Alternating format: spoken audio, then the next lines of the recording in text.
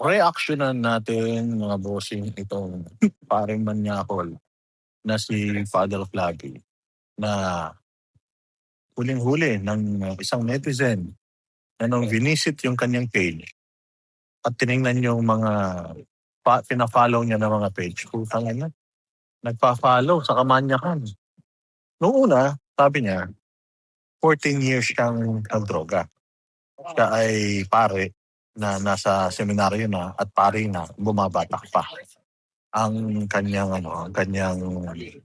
napakalupit na dahilan. Siya lang daw ay curious. Curious lang daw siya kung may mas masarap pa daw sa marijuana. Ibig sabihin, nasarapan sa marijuana ang putang ina. Di ba? Kanya katarantado yung pare na yan. Ngayon naman, nang chinek yung kanyang official Facebook page. Ano to? Verified to. Facebook page siya talaga.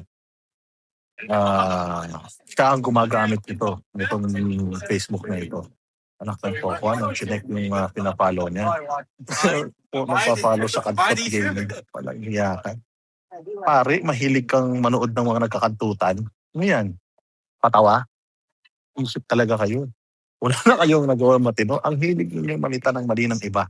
Pero yung mga mali ninyo sa katawan ninyo, hindi nyo nakikita. So paano yan? So, dapat maniwala pa ba tao sa'yo? Dapat mangumpisal pa ba tao sa'yo? Dapat tumanggap pa ba ang tao ng katawan ni Kristo galing sa'yo? Putang ina mo. Enokno ka ng dami ng kasalanan mong hayop ka. Pati mga Duterte pinagtitripan mo. Hindi mo ayusin yung sarili mo. Bago ka tumilit sa mali ng iba. Pinapangaral yan sa simbahan bago ka manita ng mali ng kapwa mo. Di ba dapat inuuna mo muna yung ayusin yung sarili mo. Pari ka na naturingan.